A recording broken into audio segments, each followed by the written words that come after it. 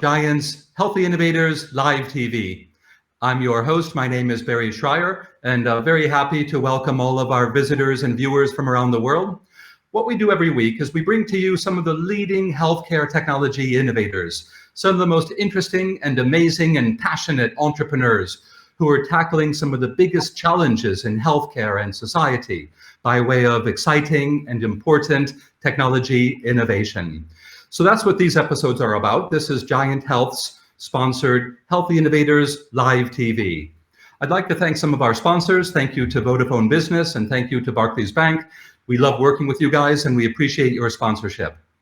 What we want to do is we want to invite everybody to contribute. So if you have questions, if you have any suggestions regarding speakers or presenters in these weekly TV shows, we invite all of you in the audience to come and contact us directly.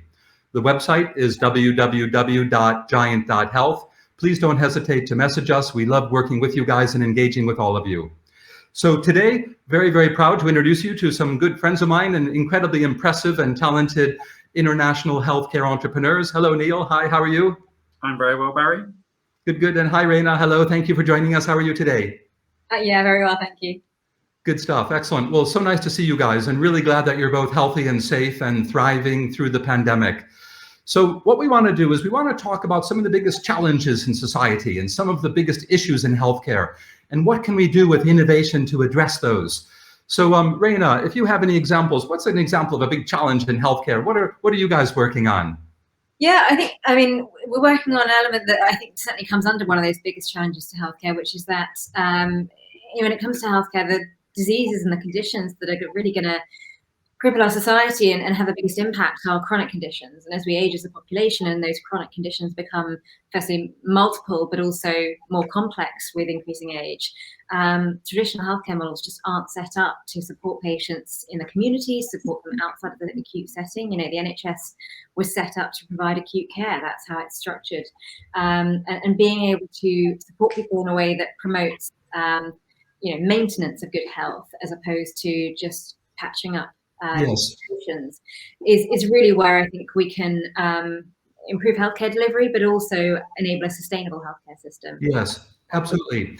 Just in case any of our listeners aren't completely familiar with these aspects of healthcare and society more broadly, what's an example of a chronic condition and how does that compare to an example of an acute condition? Yeah, so chronic conditions are those that a patient will have either as a lifelong disease or for a long period of time. So diabetes, high blood pressure, heart failure, and increasingly, so where we work is in cancer, and increasingly cancer is being regarded as a chronic disease or a long-term condition. And that's after things like a stroke or a heart attack or a kind of acute deterioration. I understand. Yeah. Okay. That's a helpful clarification. Well, Rayna, we're very keen to learn more about that during this conversation. So thank you very much. And Neil, likewise, what would you like to suggest? What's an example of a big challenge in society or in healthcare? And what are you guys working on? Well, obviously, the one I'm going to pick is the one we're working on, which is, so basically, I think that the big challenge is to get spread and scale of innovation through the healthcare system. So I think we have we have time and time again, great examples of an innovation being used in a local setting, having a huge impact, and that being really, showing that it works, showing that it benefits patients, that it's good for the system, it's good for the taxpayer, it's efficient. And then what happens is that you don't then get the spread and scale of that across multiple healthcare systems because people aren't learning from each other. So I think that is a huge challenge, is just to make sure that we spread and scale the good stuff. Stuff that's not so good, that can fall by the wayside. But the stuff that really works, and that can be both a privately funded innovation brought into the system, or even just the way the NHS goes about improving itself without bring anything externally, and just getting those really good ideas, those good working practices moving through the system and people learning from each other. And that's something that I'm really enthusiastic about wanting to fix. Absolutely. Well, I can imagine that's a huge problem. And often we hear about the challenges of everybody working in silos, for example, and what do you want to call it, the siloization of healthcare. And I can see a connection there immediately. And so love to hear more about what you guys are doing. does this so-called dissemination of best practice, the sharing of capability and knowledge and experience and what works, what doesn't work, does that overlap, Rayna, with your world and what you guys are working on?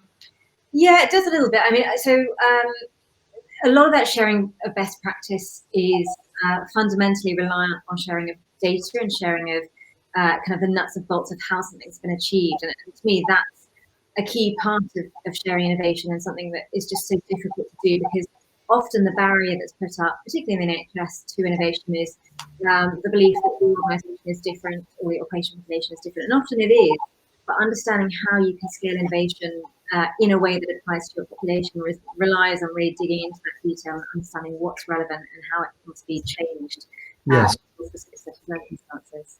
Yeah. And in terms of what we do, so it's all about that better understanding of your patient cohort, that better data gathering, that better remote understanding of your patient cohort and who needs help and when. And so we have a platform that allows cancer patients to, first of all, better track and manage and understand their care and feel more confident about it. Yes. Doing that, and layer on top of that a lot of data collection that allows better clinical care, better understanding of patient needs, better service delivery. And in that way, you can see what works for one population and apply it to another. You said it's a platform. Could you elaborate on that? Is this like an app that I should have on my smartphone, or what do I do? Yeah, absolutely. So we have a mobile app that is patient-facing, and that can be used on any smartphone or any tablet or other device. And then we also have a system, a dashboard that faces clinicians and our life science partners that can also be integrated into electronic health records. And we now integrate various electronic health records for them to see that this patient-reported data alongside their clinical data.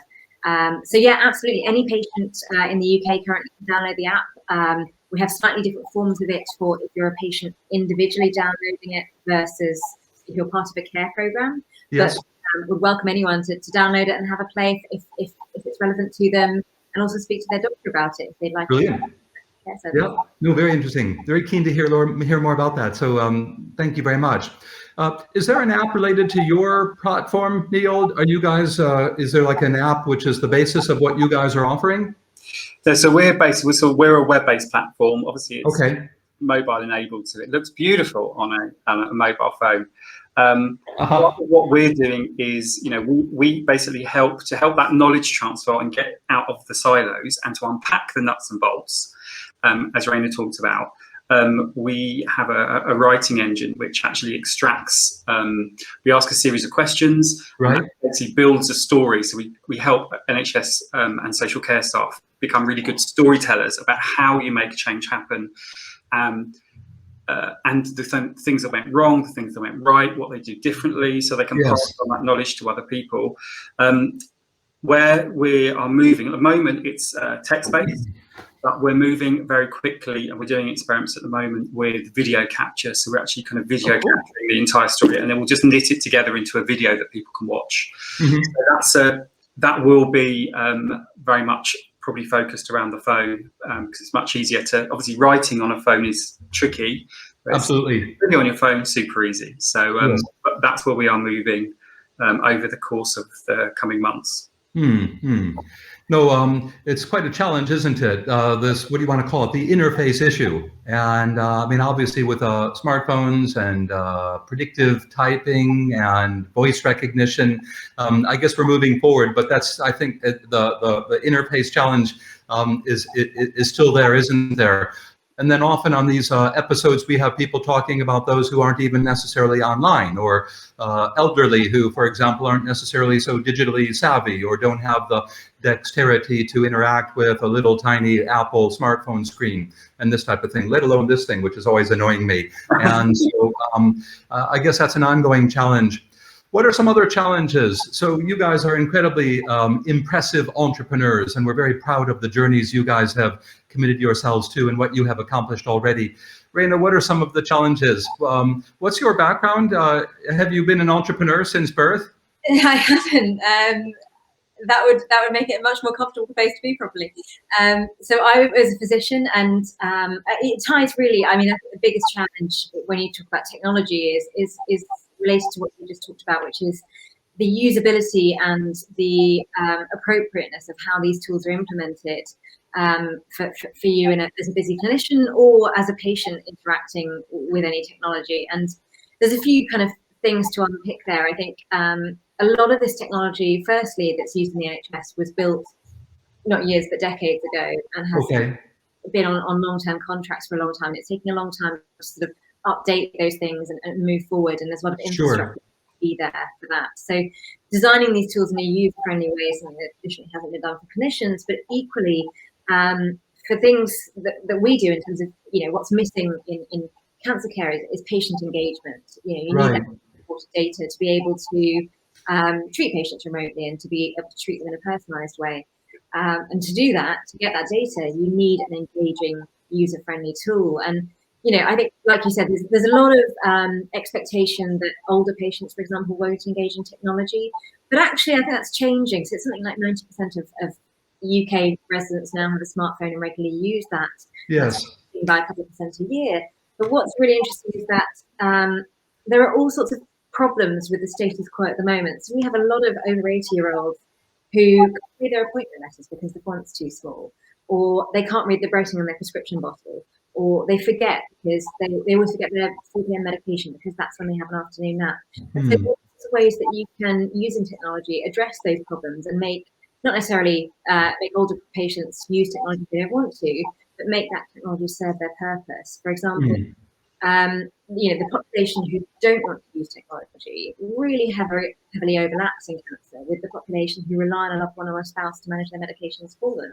And so if you can help their caregiver or their loved ones receive all that information and understand what they should be doing, that just eases the burden from both sides. And then similarly, we you know, have made our app suitable if you are colorblind or sight impaired or have neuropathy and don't want to touch the screen too much. And just being able to increase the font size to any ratio is being able to read your instructions and read your advice. Yes, yeah. I suppose, Neil, that relates to this whole concept of spread and scale in terms of you might have lots of great information. Is that right? You might have great case studies. You might have fabulous examples of best practice. But how do you get people to pay attention? How do you, what's the interface? How do you get people to say, wow, I want to spend 15 minutes learning about that in the middle of my busy day? How do you guys tackle that theme, or what are your approaches or challenges in the theme of, what is it? What am I getting at? The theme of disseminating information in a way which people are interested in how do you get them to buy in and want this? Yeah. Well, I mean, you said the word busy. You talk about a busy day, and busyness is one of the biggest blockers to you know, spread and scale, because people are busy doing their day job. So you're running your project in your place and you do that successfully. Sure. What's the upside for you of then passing that knowledge you've acquired on to somebody else? So that's something that we're really locking into. So by creating a story on our platform, bob.health, we enable someone to actually use that story to actually use it for their continuing professional development, which they could use for their revalidation if you're a clinician. Yes. They can repurpose the story into an impact report. So if they need to report internally within your organization or externally, it can be used for that. And also it's ultimately what Bob Bob's story is a real time saver for people, because if they can write something up once and well, when someone comes to them and says, how did you do that? They're able to say, okay, go and read the story on Bob, then I'll answer all your questions. So actually Bob actually ultimately frees up people's time. But I think people are really busy. So we kind of give them reasons to do this, which will benefit them directly. The other really important thing is we've done a huge amount of work understanding what a reader wants from the writer. So what does someone who's innovated, a potential adopter, what do they want to know about the nuts and bolts? What are the questions they ask that form a useful story? Because, you know, the writer might want to say, you know, we did this great thing, it was all brilliant, we did it really well, but actually what the reader wants to hear is where you went wrong, what the stumbling blocks were, what was really difficult. And they want to know the problem side of it rather than the upside of it, because they want to avoid the downsides and the pitfalls. Yes. We've done a lot of work to really understand that conversation that people would have naturally face to face. so that we can actually produce a piece of content that actually for the reader is really useful. Sure. And the key thing about it is actually it being really concise. So with our stories, as you go through the questions, you currently have to answer it. We'll have a time frame when we go video, but you need to answer it in under 100 words. So it's kind of Wow. 3 or 4 sentences. Yes. Because what you don't want is someone to have copy pasted sort of 2.5 sides of A4 out of some PDF and then slam that in as the answer. Because as a reader, it's just like this horrible disjointed mess. Right. So what we're serving up is, really digestible, really useful. And, one of our baseline metric, as we've, because we launched in April in the middle of COVID craziness, our baseline metric is that 1 in 4 of all readers of a story share it with somebody else. Right. So that's with no prompting, that's just with share functionality. So we've actually now got a growth hacker on board who is really looking, okay, how do we drive up that? How do we nudge that behavior to share into your networks? Because if you found something useful, probably somebody else will. So I think overcoming that kind of that busyness and that sort of freneticness, and that also comes down to us having a process which is really smooth, really efficient, really easy to do. Exactly. All the barriers. Yeah.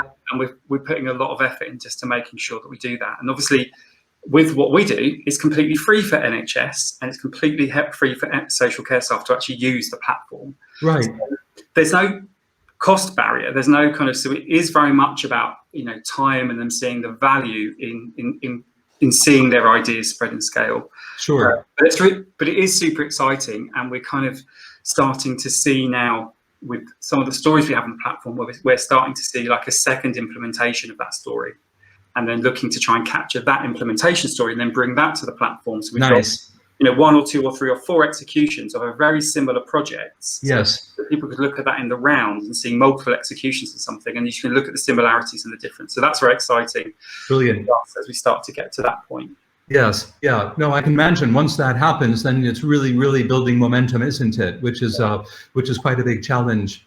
Yeah. So, Rayna, how did your business come about? If you can tell us, you said that you started off as a doctor. Were you dreaming of what you guys are doing right now over the years, or what led you to where you are today from your previous career?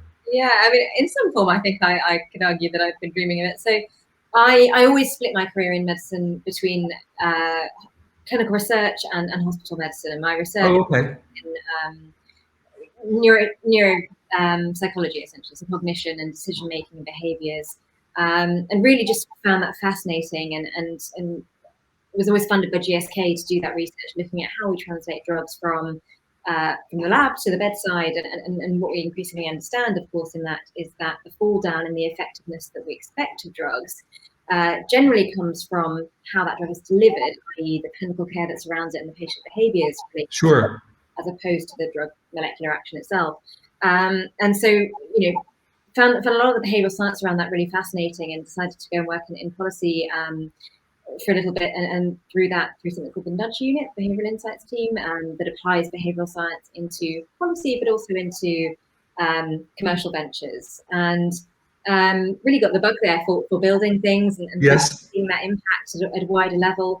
And then went to Entrepreneur First, which is an accelerator that matches co-founders, and met my co-founder Georgina, who whose background was as a data scientist, and she's spent her whole career focusing on AI-driven health tech, and just had seen the same side of we've seen opposite sides of the same coin, really, in that she'd, for example, led GSK's first data-driven trial to track patients remotely and feed that into machine learning algorithms that predict disease progression.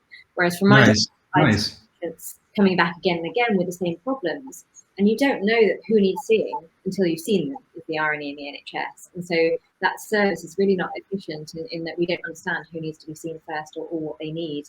And so putting our expertise together, it was a sort of very natural fit to say, okay, brilliant, understand these patients better and cater to their needs better. Mm-hmm. And then did you have to make a big leap? Did you say, gosh, I'm going to give up my career as a doctor? Or are you trying to juggle those two things simultaneously right now? So I did try and juggle them for a while. I think, it's very easy to do either well. And I wanted to put, at least for now, all of my efforts into being a founder. And so I actually put my license on pause late last year, which was certainly an emotional wrench, but something that I don't I can imagine. It's permanent. I'm told it's very easy to unpause it. So, it's something that I want to just dedicate all my efforts into, because I think that's necessary as a founder. Yes.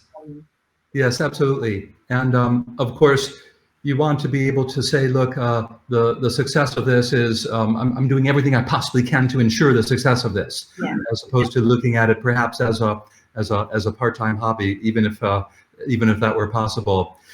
Neil, did you have equal challenges in terms of getting Bob Health off the ground, and whether or not you could continue with a day job?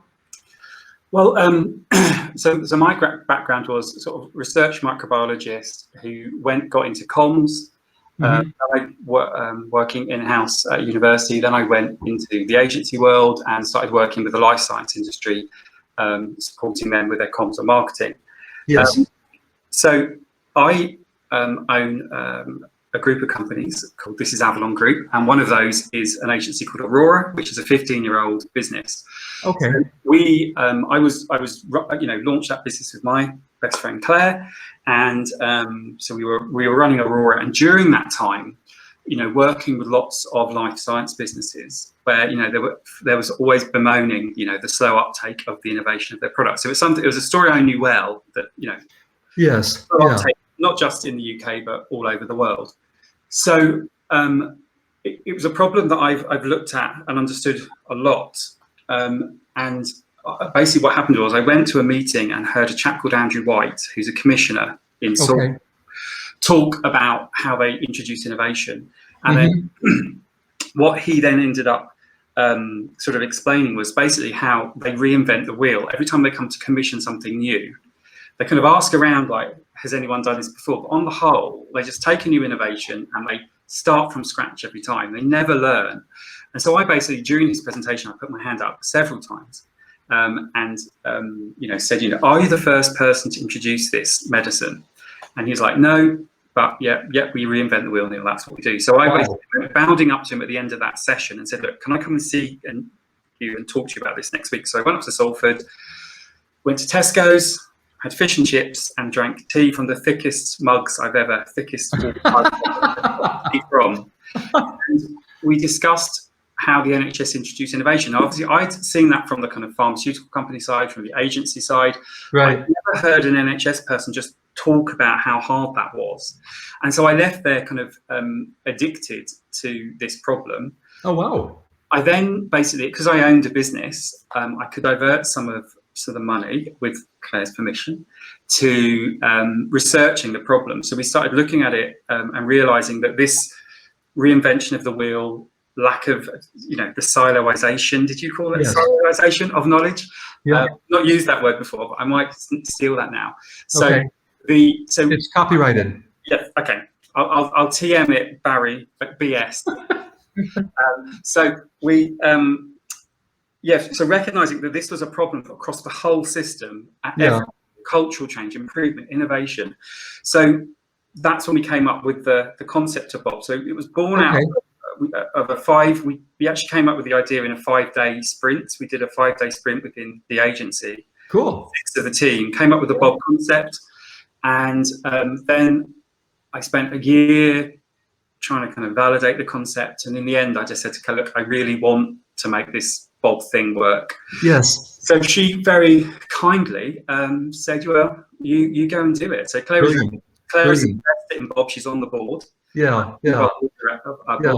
It's always a big challenge, isn't it, to navigate these things? Yeah. And I feel really blessed because I've got a co-founder in one business who has let me go off and do something else.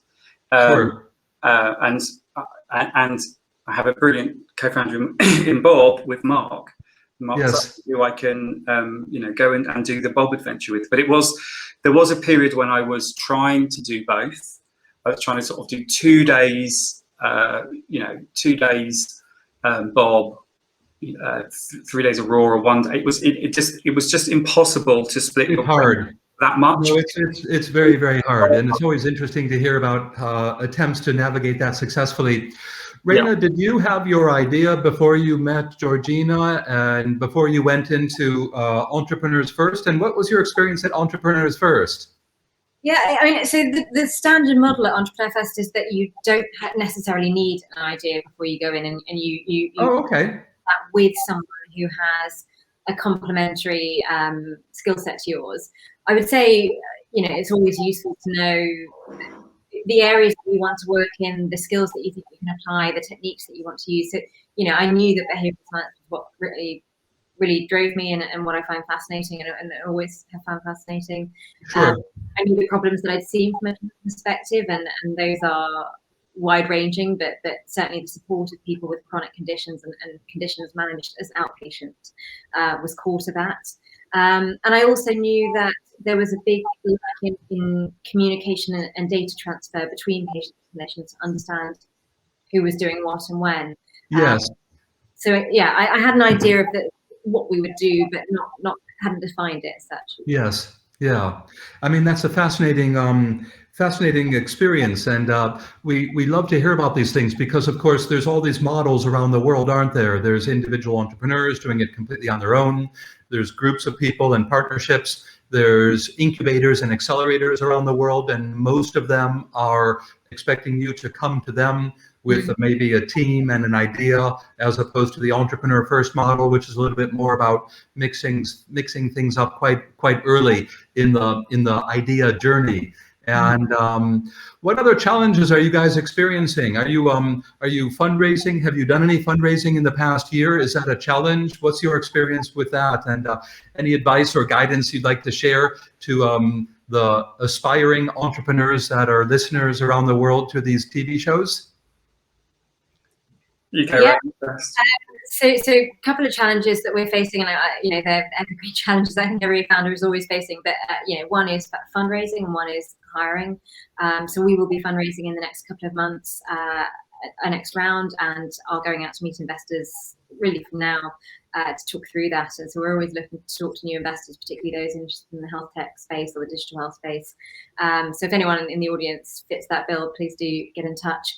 And then in hiring, we're always looking to hire brilliant developers, product owners, and commercial leads who understand the healthcare space, as from both the clinical side and the life sciences side. In terms of advice, I guess for people just starting out on this journey, mine would be just start. It's always a leap, and it's always uncertain, and there are always things that you won't know about how to do it. But iterating, just starting and just moving forward from where you are is the only way to go. Yes. How do you hire when Facebook is paying $150,000 to graduates with a little bit of machine learning in their degree?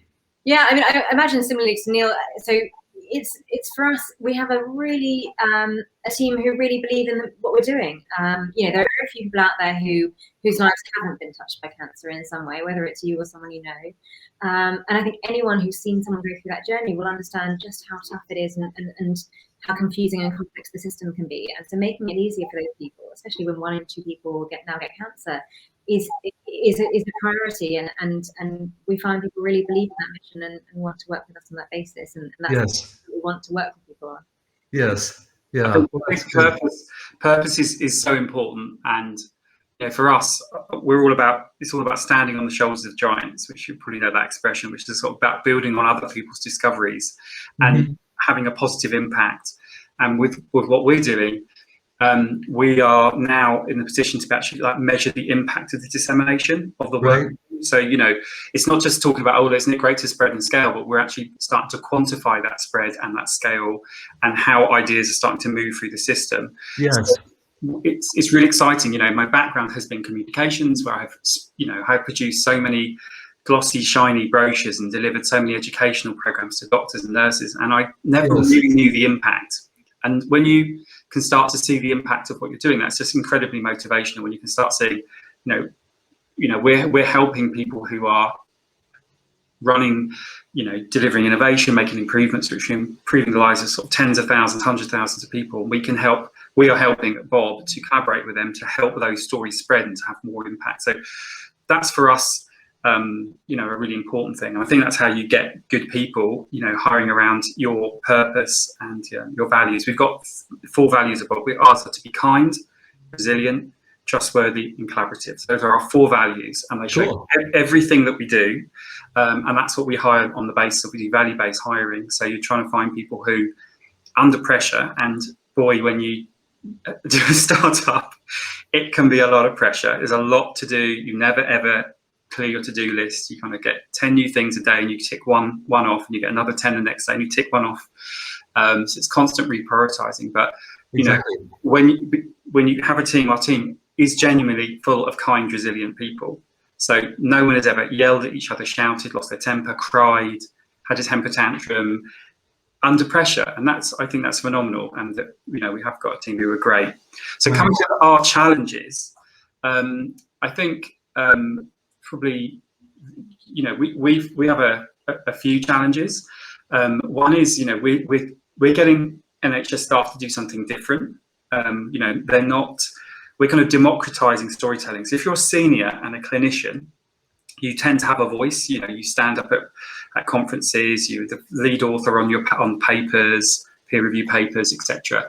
What we're trying to do is encourage more junior clinicians and non-clinicians to tell stories, because they're running projects and they're doing great change projects. They don't often have a voice. So for us, it's about encouraging that sort of behaviour to be brave. The NHS is also quite hierarchical, as Rayna probably experienced. And so it's really encouraging people to tell stories. So that's one. And obviously we're also fundraising at the moment. It's kind of like a constant thing. So I think that's the thing I would say to most people, entrepreneurs and people who are running a startup or new to it, is like, this is what I've learned. It's kind of a constant thing. Like the fundraising is never done. You're always talking to people, meeting new people, getting introductions, following up. It's never done. And, you know, in my head, I thought, okay, we'll do a push of, you know, 3 months and it'll be done. But it's never like that.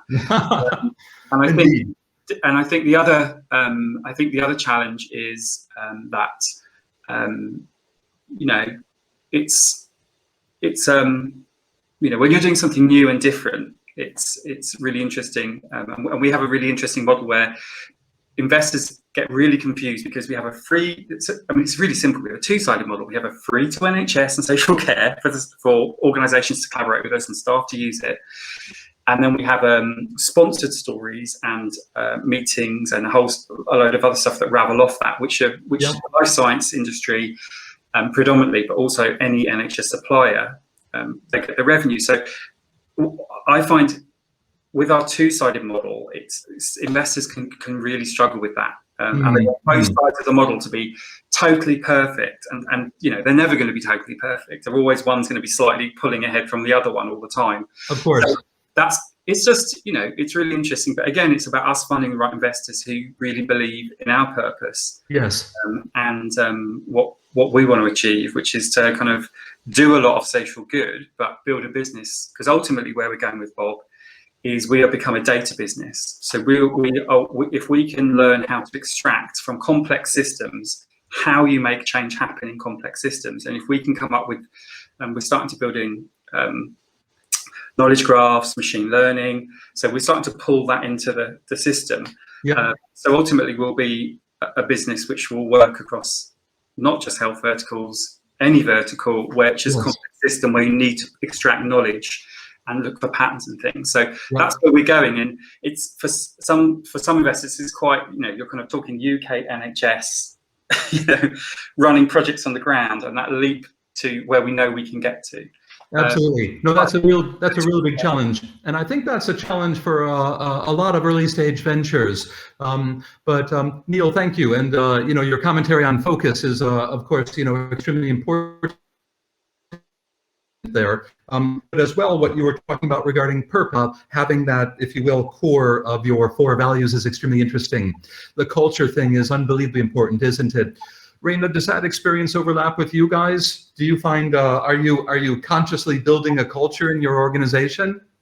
Yeah, absolutely. I think you have to consciously build it, because I think what they always say about culture is it develops, you know, while you're not watching, if you let it. And so being able to consciously direct that. I think, for a health tech business, it's almost a given that people who work with you generally do believe in the mission and have some values that align with that, and those values, much like Neil said, really align with what we want out of our company culture.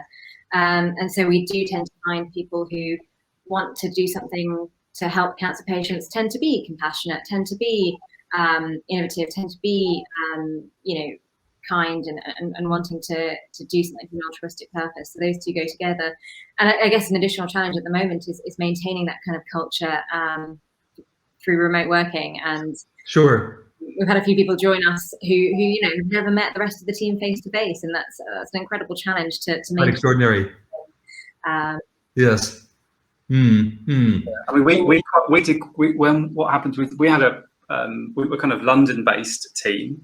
And we actually hired someone from Yorkshire, and her job was she was to be remote working. So she was 1 week in. So 1 week into a job, she came to London. So we spent a day together as a team. So first time the team had all met her, went out for dinner, and it was all very nice. And then the next day it was like, we kind of announced to the team, look, it looks like lockdown's going to happen in a week's time. Let's all disperse. But actually, for her, as a new joiner to the team, that was like a godsend, because we all then went remote. So rather than having the one remote person up in Yorkshire and us all in London, now we've got the team in France, in Brighton. I'm living in the countryside, and so it's as we build the team, it's going to be really interesting to think about how you do come together and build that collaborative that way of working. I think it's going to be really interesting across all businesses. How do you keep how do you keep that team spirit going through this screen? Because I think we've all got quite good at it, but it's also incredibly tiring. I guess at least everybody's in the same boat, and therefore none of us are necessarily at an advantage or disadvantage trying to manage international teams and time zones and all the joy of Zoom phone calls all day long. Yeah. Well, look, you guys, unfortunately, we are wrapping up. We're going to have to wrap up. We're running out of time now. I wish I could buy you guys a drink, and I wish we could continue this conversation for another hour, because this has been incredibly interesting, and I have enormous admiration for what both of you are doing and what you're setting out to achieve. We are particularly interested in supporting you guys and promoting your businesses and helping you. So let's just summarize, if you don't mind. And so if you want to talk to us just very, very briefly, do you guys have any specific asks that you want to make to our community? Are you looking to recruit right now? Are you looking for any investors right now? What's your website? What are you trying to accomplish in the next year? How can the international GIANT Health community support you guys? So very briefly, I hope you don't mind, we have kind of come to the end of the reel, and I think we're running out of film, and so we'll have to wrap up before we put the next roll of film in the camera. So Neil, very briefly, any asks you want to make to the community, or any big goals this year that you want to share? Well, just, obviously, if you are an investor and interested in investing in a UK focused business to start with, then give us a shout. And if you like what you've heard, that would be great. And if you are a pharmaceutical company looking to tell stories about how your innovation is adopted in a local setting, we're here for you. And if you are an NHS organisation and you are involved in wanting to disseminate best practice, we're here to collaborate with you for free to help you tell great stories. So yeah, the door is open. Say hi. You can have a look at our website. So we're www.bob.health, and we're here to try and make good ideas spread and scale. That's what we're all about. Brilliant. Excellent. Neil, thank you. I really appreciate it, and very keen to continue the discussion with you. And likewise, Rayna, what are some of your big goals, and how can the GIANT global healthcare innovation community support you guys? Thank you. Yeah, what a great opportunity. So 3 asks. One is that we will be fundraising soon. So any investors, late seed, Series A stage, who have an interest in digital health tech, or even generalist investors but like the idea of VineHealth, please do get in touch. I'm on Rayna@VineHealth.ai.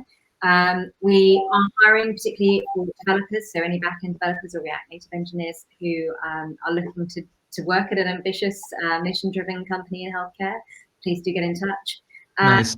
And most importantly, we are always looking for further partners, and particularly at the moment, life science companies who are looking to increase their patient engagement, undertake real-world evidence, deliver really personalized patient support programs, or increase their patient understanding in any way. Again, please do get in touch. Perfect. Excellent.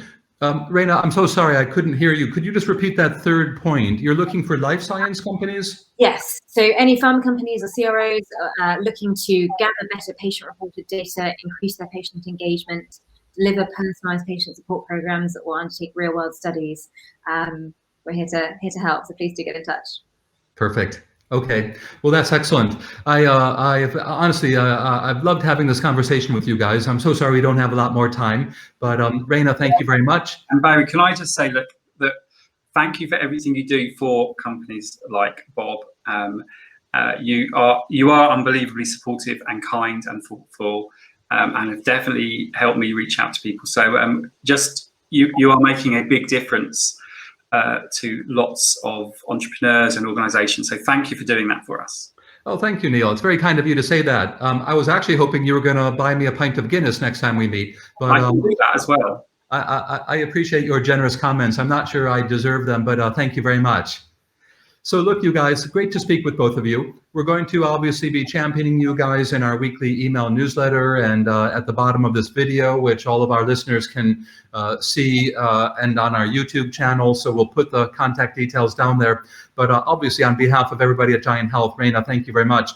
Your time is incredibly valuable and you're accomplishing important things. So thank you for sharing a little bit of your time with us. And likewise, Neil, we are your biggest fans. And you can always count on us for support. Likewise, your time is incredibly valuable. So thank you for allocating so much of it to us today. Thanks, you guys. This has been this week's episode of Giant's Healthy Innovators Live TV. Obviously, we want to thank our sponsors, Vodafone Business, and thank you to Barclays Bank. We love working with you guys.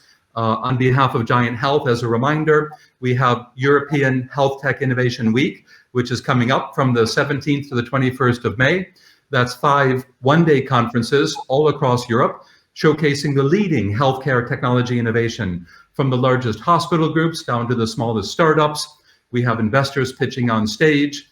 We have international trade mission experts helping businesses from all the different countries in Europe learning about how to expand internationally. And we have a lot of experts from Google and from the direct NHS and other healthcare systems across Europe giving presentations about their latest innovations. So once again, everybody, don't hesitate to join us. That's European Healthcare Tech Innovation Week, the 17th to the 21st of May. You can read all about that at www.giant.health, and we invite everybody to join us there. And once again, Rayna and Neil, great to see you guys. Good luck with your businesses. We wish you every success, which obviously you're already going down the road towards. So good luck, and thank you for your time. My name is Barry Shrier. Thank you, everybody, for listening to this week's episode. This is Giant's Healthy Innovators Live TV.